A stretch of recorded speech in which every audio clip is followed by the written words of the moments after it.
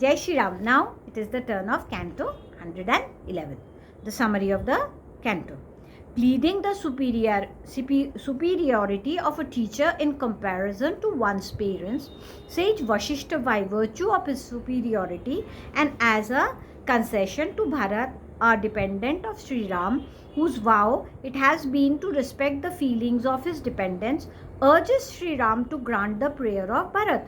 Sri Ram, however, contends that one's parents are more worthy of respect even than one's teachers and is accordingly insistent on implementing the pledge already given by him to his father. Thus, discomfited in argument, Bharat makes up his mind to undertake a fast unto death as a last resort to exert pressure on him. On Sri Ram's dubbing such a step as repugnant, the code of conduct prescribed for a Kshatriya, Bharat requests his elder brother to allow him to remain in exile in the forest as the latter's proxy. Sri Ram, however, rules out this proposition as also something preposterous, saying that one's duty is entrusted to a proxy only on the former's incapacity, which could not be predicated of him, and reaffirms his decision to enter Ayodhya only after fulfilling the pledge given to his father. Now we begin the chapter. Having spoken to Sri Ram as aforesaid, on that occasion the said Vashishta, the family priest of the king, addressed to him once more the following words in consonance with righteousness. The preceptor of O scion of Kakushta, as well as one's father and mother, O descendant of Raghu, ever come to be the adored of a man from the time he is born in this world. The father only procreates and the mother brings forth a human being, O jewel among men. The preceptor, on the other hand, bestows wisdom on him. Hence, he is spoken of as Guru, superior even to parents. I, for my part, am the preceptor not only of your father, but yours too. O chastiser of foes, doing my bidding, therefore, you will not be transgressing the path of the virtuous. Here, indeed, are your subjects, kinsmen, and tributary princes too. Discharging your duty by them, you will not be transgressing the path of the virtuous. You will not only be transgressing the path of your virtues. You ought not to fail in your duty towards your aged mother, who is given to piety. Doing her bidding, you will certainly not be transgressing the path of virtuous. Granting the prayer of Bharat, who is supplicating to you, you will not be overstepping your bounds, O sign of Raghu, who are ever united with truthfulness, piety, and valor. Instructed thus in sweet words by his preceptor, Sri Ram, a scion of Raghu, a jewel among men, replied as follows to Vashishta, who was sitting at ease there. The service that the parents render to their son by giving him whatever they can, as well as by putting him to bed and rubbing his body with oil, etc., nay, by speaking kindly to him every moment, and even so by nourishing him, nay, whatever good is done by them cannot be easily requited. Indeed, that which the celebrated King Dashrath, my father, who brought me into being, has asked me to do, shall not prove untrue.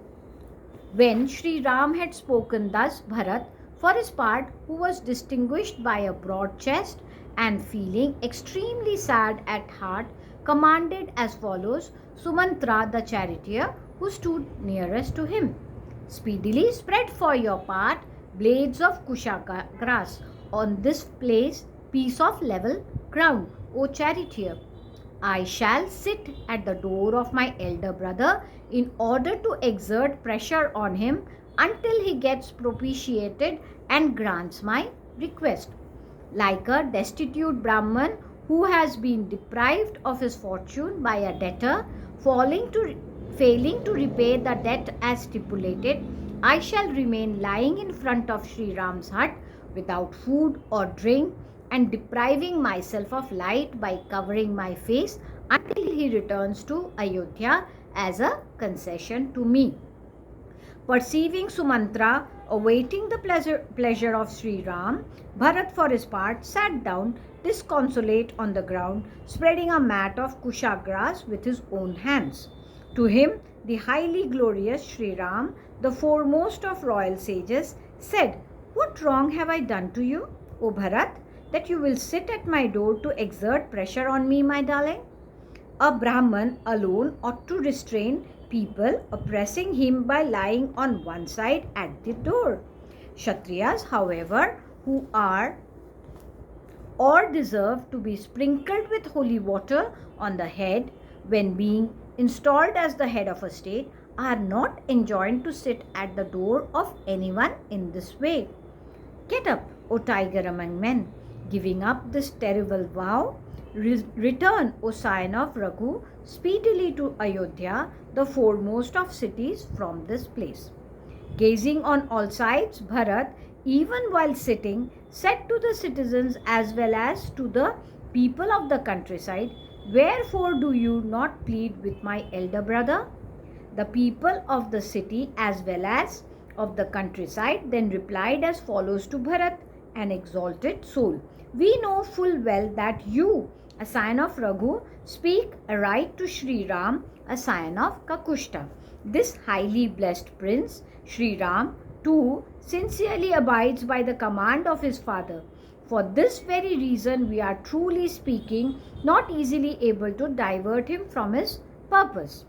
Hearing their submission, Sri Ram, addressing the following words to Bharat, "Listen to the foregoing words of our friends, who have their eyes fixed on what is right.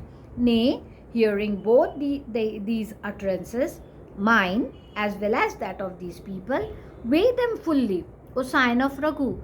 Get you up, O mighty armed prince, and touch water in order to sip it, as well as myself, as an indication of your resolve to break the vow that you have just taken."